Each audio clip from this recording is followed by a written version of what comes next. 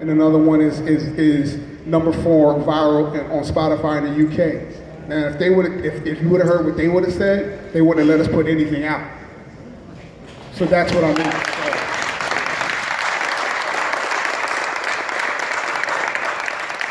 You won your second Grammy this year for the very prestigious Record of the Year category, and that was for your work on Sam Smith's "Stay With Me." And I hope you'll tell us about how that collaboration came about. It was amazing, actually. I was in Dan McCarroll's office. This is when Dan McCarroll used to work at Capitol, and he played this song, and it was "Stay With Me," Sam Smith. It was piano and vocal and one other instrument. I think it was a bass or something like that. And I heard the song, and he said we needed to be produced, and I was like, I love this song. And for some reason, I kept asking for the files, and he wouldn't give me the files. And so I left his office, and I went to Europe, and I randomly had a meeting with this guy named Nick Raphael out in Europe, and he just so happened to be Sam's A&R, and he was like, man, I want to play you this song. We're looking for a producer, and he played the same song. I was like, I know that song. I got to do that song. Give me the files. And he gave me the files, and I worked on the song, and the rest is history. That's what's up. So did you record the vocal for that? No, vocal. The thing about Sam is that it's almost disrespectful to go to Sam and say, I need you to do more vocals. Right. He's that good. So it was done. He's done. Yeah. His demo stuff, it sounds ready to go. Yeah. Yeah. Yeah, I always heard Aretha Franklin was like that, and people asked her to do something else, she'd say, that's the record. Yeah, I worked with Luther Vandross one time, and he told me when we went to the studio, he said, we got an hour and a half. That's what he told me. He said, you got an hour and a half. I was like, now, at that time, I was used to I would take a day to focus on the backgrounds, and I would take the next day to focus on the leads and ad-libs and all that. He was like, you got an hour and a half. And I was young, and I was like, an hour and a half? What are we going to get done in an hour and a half? And he went in that studio, and I kid you not, in an hour and 30 minutes, he nailed everything. And then the funny thing is, I might have heard okay, maybe I can get one more take from him. He was like, we're done. And I was like, yeah, but no, he said, we're done. Thank you. Have a nice day. That's when I learned what Divas was about. Okay, I get it now. Is there anything else you can say about mixing or what you did to those files, or anything you want to talk about that for Sam? Yeah, I mean, you have to be this is what you have to learn in producing. You got to learn how to get your own producer out of the way. And what I mean by that is you have to know when to cut yourself off, when enough is enough. Sam's song to me was a beautiful song before I touched it. I knew what it could be before I even added one instrument to it. And when me and Matt were working on it, yeah, the itch of me wants to add this, and the itch of me wants me to add that. But when we worked on it, it's like, yo, it's done. I don't need to keep adding things. It's done. You have to know when it's at the right place. You know what I mean? You got to have it to feel it.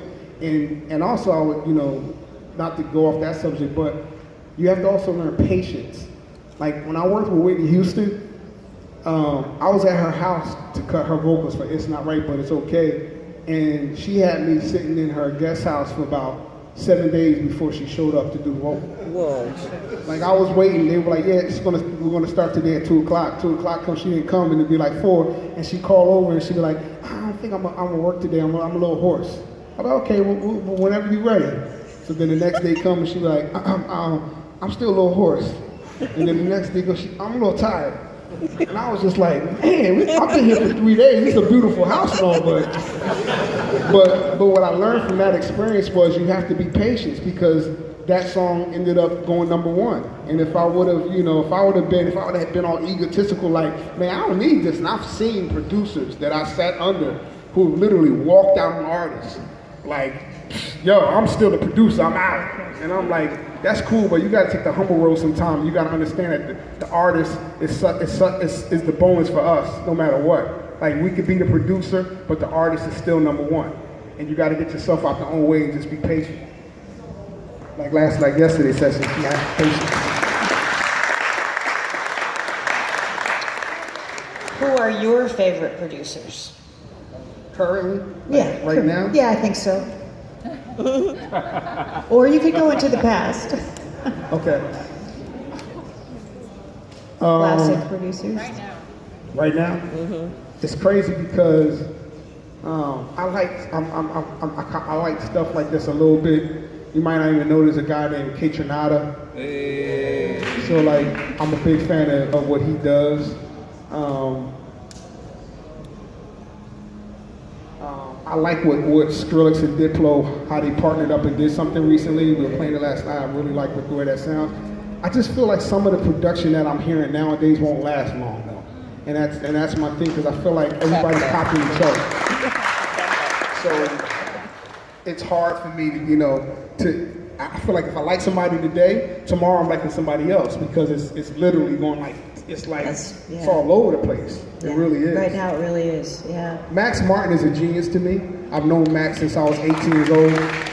And if I had to say if there was one person who's my favorite, is Max, because to me he embodies, and I know his focus is mainly just pop, but he embodies to me perseverance, longevity, and he's able to. It's not easy to be in the game 20 years and still know what current is. That's what people don't understand. Like, how can you still be relevant and current 20 years later? That means you must have a great team around you, and you have a great ear and sensibility to know what's going on, or at least know what's going to happen before it happens. So Max knows that he's my favorite. I tell him like, yo, he's my favorite, and I just think that a guy like that will be around for another 20 years. You just can't.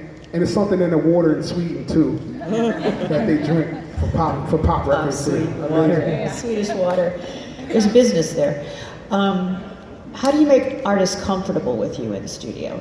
That's the first thing you got to do. You got to listen. I think it's part of the gift to be a people's person. You have to show the artists that you respect them. You got to show them that they're in your session, but you have to break that barrier. It just depends on who the artist is. You know what I mean? Because every artist is different. You got to remember, every personality is different. Someone's more emotional than others. You got to know when to turn your swag game on. For one artist, might have to. There's days that I feel like I might need to put my hat to the back. Wear no hat at all. It just depends on who the artist is. But I try my hardest to make them feel comfortable when they're in my surroundings. You're not shy about telling people you're a Christian. Is there still a no drinking, no smoking, no cursing rule on your sessions? Absolutely, 100%.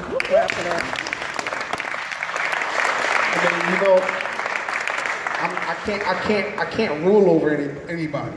I can't rule over what people say or what people do. But I think when you live by your own standards, people will generally respect what you stand for, right? So as long as I can be a light in my sessions and be who I am, then people will say, okay, I respect him. That's just who he is, and I don't have to. I'm not trying to. I'm never down someone's throat like, you can't do this. You can't. I never do that. That to me is the complete opposite of being a Christian. Yeah. So I kind of show love by just being a light, and if they get it, I can tell when someone gets it. And I'm not. It's not my position to be judgmental. I'm not better than anybody else. I make mistakes. I've sinned. I've done things wrong. I'm just like everybody else.